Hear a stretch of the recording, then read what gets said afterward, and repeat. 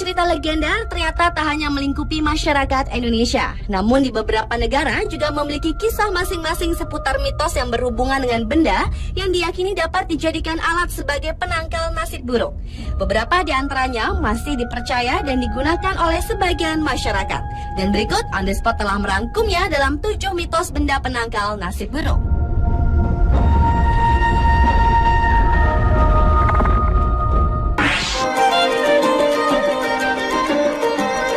Diawali dengan cermin bagua. Benda yang berasal dari Cina ini merupakan simbol yang sangat populer dalam ilmu Feng Shui.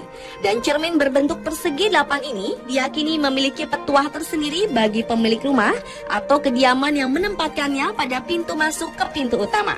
Khasiat dari cermin ini salah satunya adalah bahwa sang pemilik rumah akan menyambut keharmonisan dan menciptakan nasib baik bagi semua orang yang masuk. Selain itu, cermin bagua juga menjadi pesona untuk melawan ki negatif yang bersifat rohani, seperti entitas jahat atau makhluk halus, sehingga mereka tidak dapat masuk ke dalam rumah. Cermin bagua terdapat 2 jenis bentuk, yakni cekung dan cembung, di mana cermin bagua cekung berfungsi untuk mengumpulkan energi positif, sedangkan cermin bagua yang cembung berfungsi untuk memantulkan energi negatif. Cermin bagua cembung lebih sering dipergunakan apabila kondisi luar rumah memiliki pemandangan yang kurang bagus atau dikelilingi oleh hal-hal yang negatif, sehingga cermin ini berfungsi sebagai media penetralisir.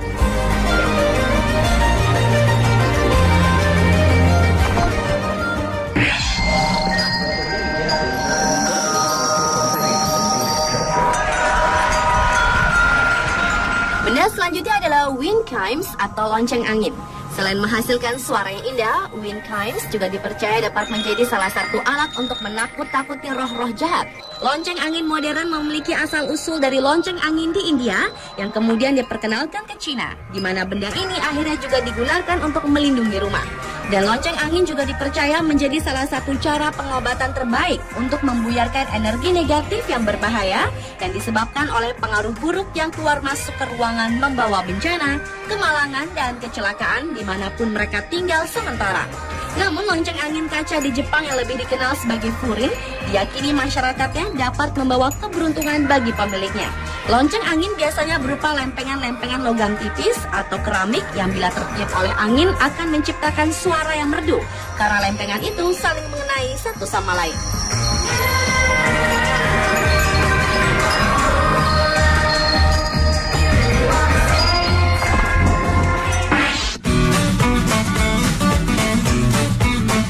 Benda berikutnya adalah ofuda dari Jepang. Benda yang diyakini dapat membantu melindungi keluarga dari berbagai penyakit yang berasal dari kekuatan ofuda.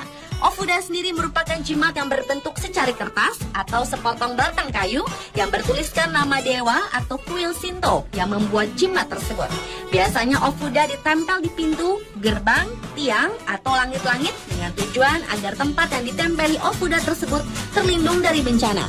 Biasanya menggunakan jimat ofuda adalah pendeta kuil, dukun wanita, dan ahli sihir. Dan dalam beberapa legenda Jepang, ofuda digunakan untuk mengusir dan menyegel roh jahat.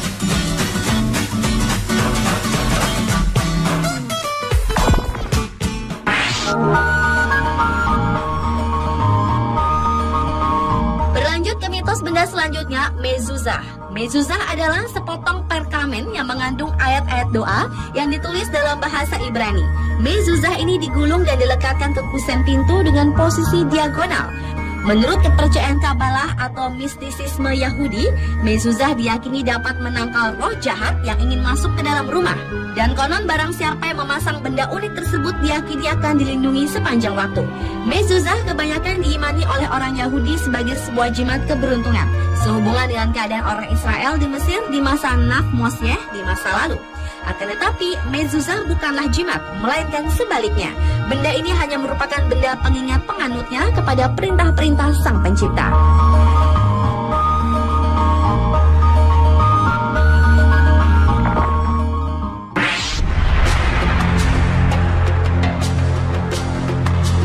Mitos berikutnya adalah terdapat pada nazar atau tanda mata. Benda unik ini juga dikenal sebagai batu mata jahat atau sebuah jimat.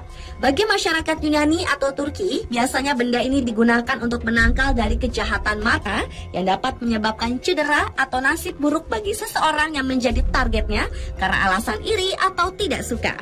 Dan kejahatan ini juga dikenal dalam budaya Mediterania sebagai mal de ojo. Jimat ini juga biasanya terbuat dari kaca berwarna, dan bagi pemilik rumah yang memiliki benda ini diyakini akan terhindar dari nasib buruk. Namun mitos atau kepercayaan terhadap benda jimat yang satu ini cukup beragam bagi beberapa budaya. Meski sebagian besar penggunaan benda ini sebagai pelindung dari roh jahat, namun konsep dan maknanya sangat bervariasi di tiap budaya, terutama di Timur Tengah. Dan mitos ini kian meluas dan turun-temurun di antara suku-suku Mediterania, budaya Asia hingga Eropa.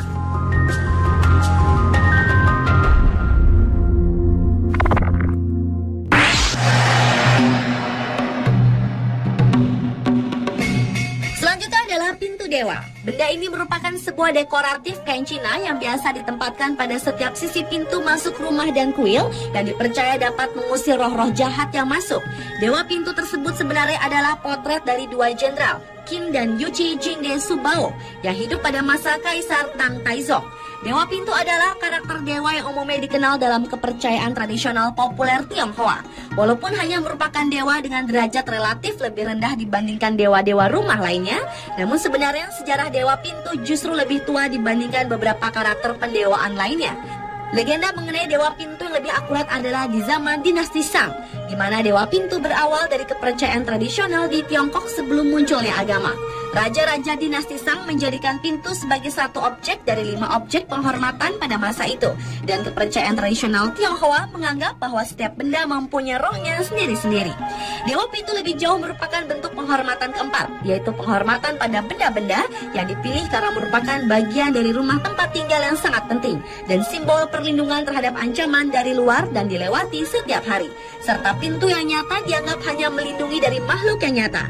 Namun untuk melindungi dari makhluk halus, maka pintu haluslah yang mengambil peranan ini.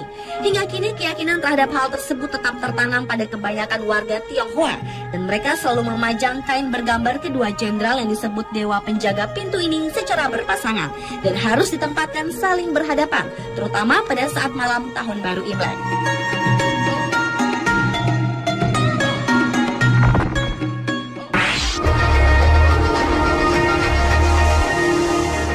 Benda penangkal nasib buruk yang terakhir adalah Hamsa.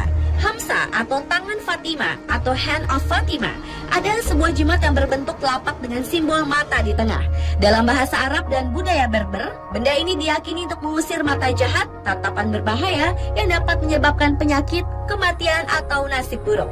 Sedangkan makna lain menyebutkan bahwa simbol ini digambarkan seperti hari kelima dalam seminggu, yaitu hari Kamis yang dianggap sebagai hari baik untuk ritual sihir dan ziarah ke makam orang suci yang dihormati untuk melawan efek dari mata setan. Dan benda yang digambarkan dengan 5 jari dengan sebuah mata di tengahnya ini biasanya digunakan sebagai jimat dan tergantung di pintu atau dinding. Namun seiring berjalannya waktu, benda unik bertuah ini sebagian besar telah menjadi daya tarik yang populer di dunia fashion yang dapat digunakan sebagai hiasan kalung.